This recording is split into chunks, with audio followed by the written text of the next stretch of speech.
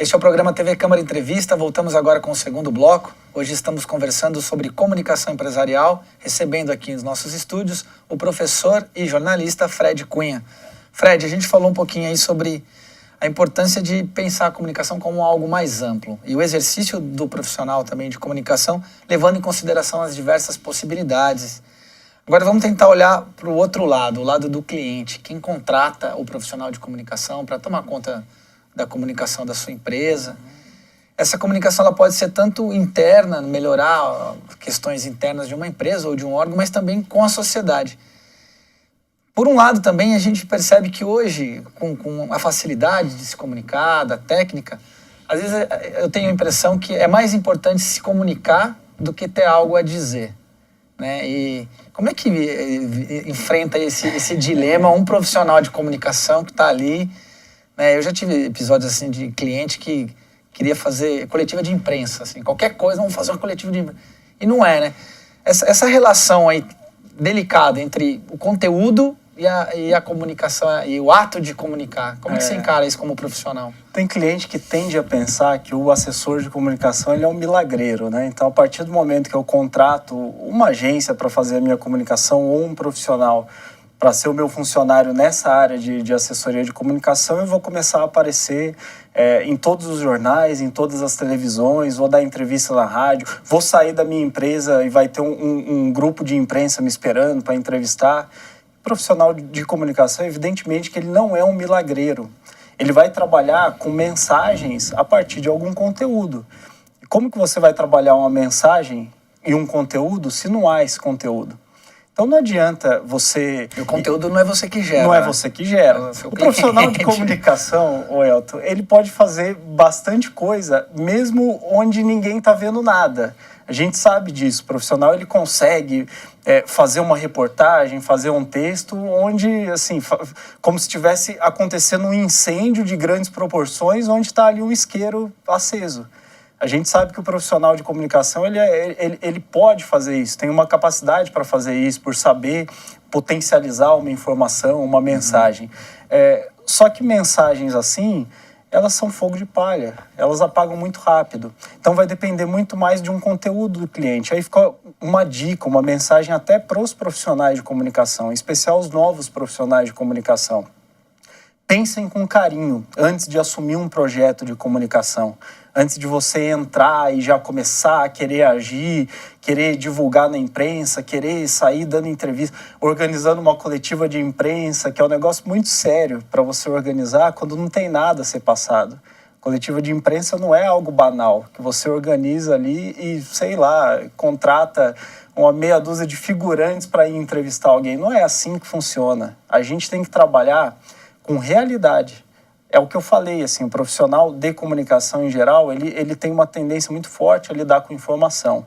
Quando a gente fala de informação, a gente está falando de algo que aconteceu, algum fato que vai poder, a partir dele, gerar alguma demanda, alguma repercussão. E não adianta você querer trazer ressonância a algo que não tem conteúdo.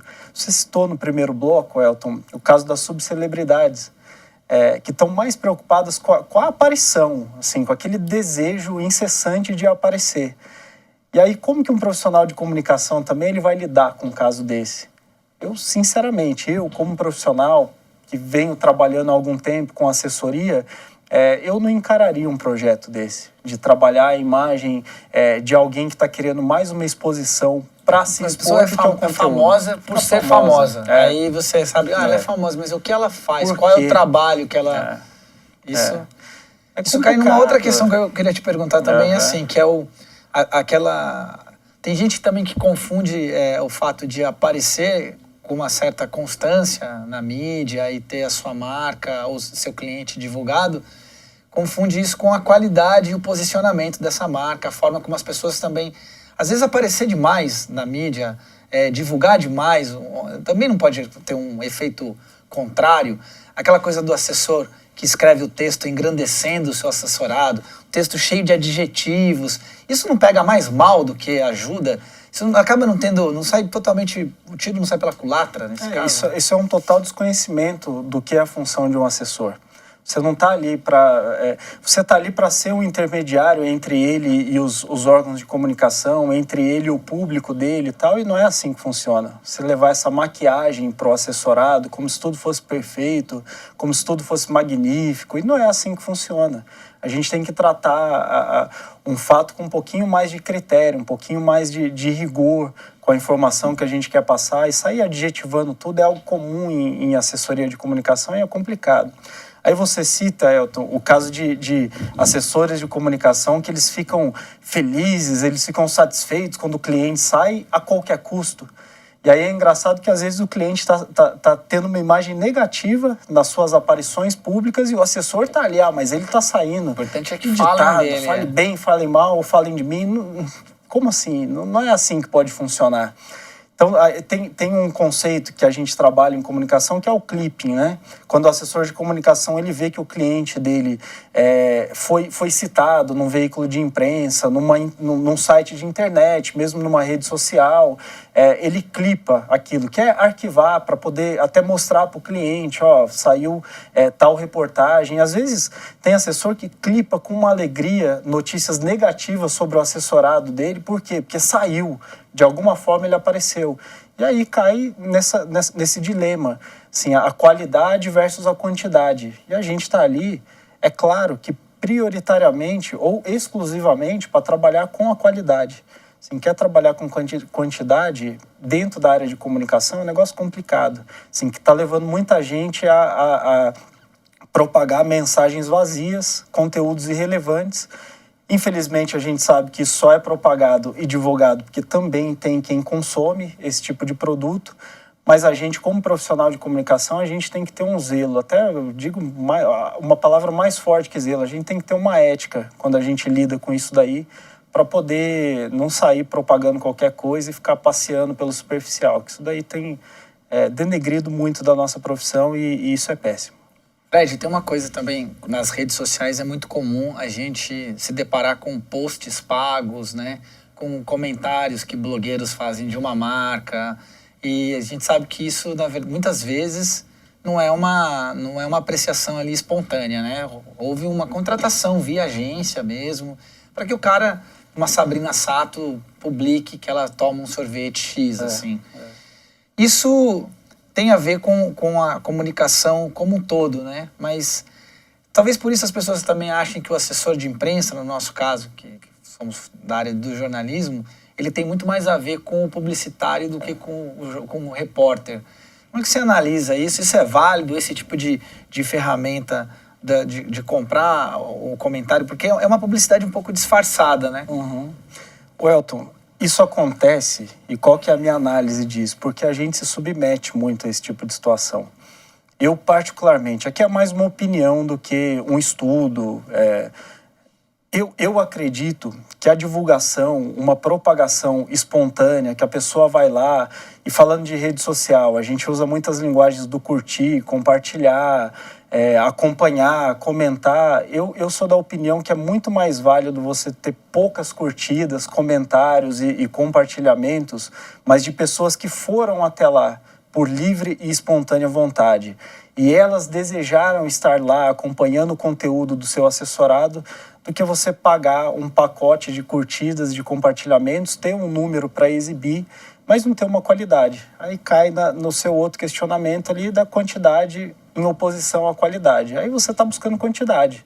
É uma quantidade vazia, que não vai se refletir no objetivo, no desejo final do teu cliente. A gente lida com uma empresa que de repente está precisando propagar mais do seu serviço, está precisando divulgar, aí nesse caso vale uma publicidade. Aí sim. E não é o papel da assessoria fazer isso daí. A assessoria é mais relacionada a conteúdo, a uma gestão de comunicação em geral. Me permita voltar a uma citação que você fez no início do bloco. Você falava da importância da comunicação externa, de fazer o seu cliente aparecer, também. E a interna também. Que às vezes é muito deixada até em segundo plano. Exatamente. E é uma das ramificações de uma assessoria de comunicação empresarial, no meu conceito, no meu modo de ver, das mais importantes. Você precisa começar a sua comunicação por dentro. Senão você vai aparentar alguma coisa que de repente não é a realidade de dentro. E quem que comunica de fato é quem está dentro.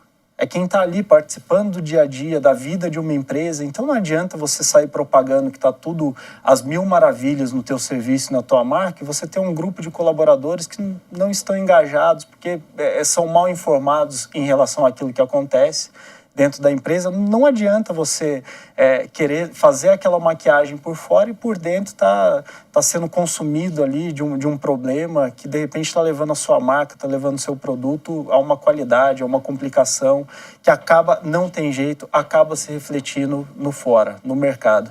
Então, o ponto da comunicação interna dentro de um projeto de assessoria de comunicação, ele é fundamental. Você precisa começar conversando dentro.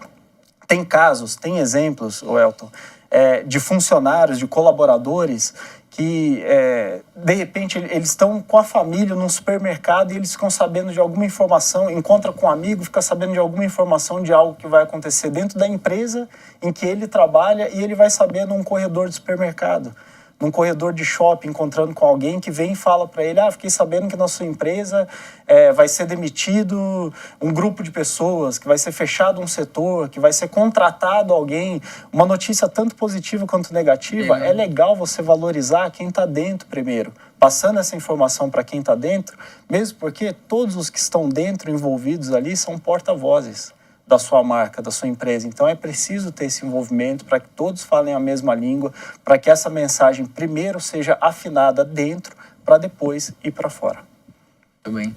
Fred, a gente escuta às vezes na questão do direito, da lei, que todo mundo merece defesa.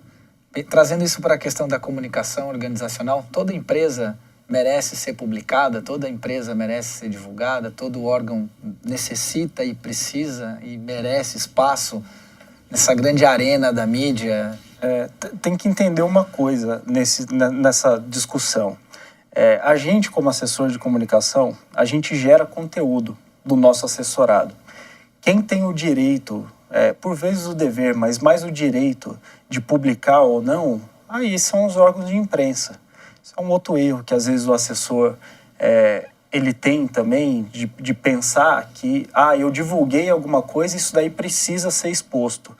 Mas é um assunto maravilhoso relacionado à empresa que eu assessoro, ao órgão público no qual trabalho, então isso daí tem que ser divulgado, isso daí tem que aparecer.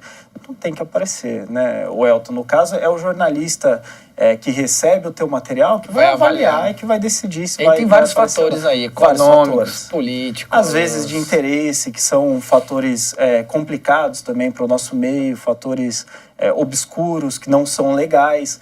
Mas em relação a uma divulgação de uma marca, não adianta você sair disparando release para um número grande de veículos de imprensa e imaginando que vai sair em todos os veículos de imprensa. Não é assim que funciona. Quem vai ponderar, vai decidir, às vezes por um interesse, o que não é legal, mas muitas vezes eu confio e acredito nisso, muitas vezes com bom senso, de espaço, de isso daqui para o meu veículo não é algo que vai gerar um interesse, não é uma notícia. Às vezes o assessor divulga coisa que não é notícia também, algum assunto que na verdade...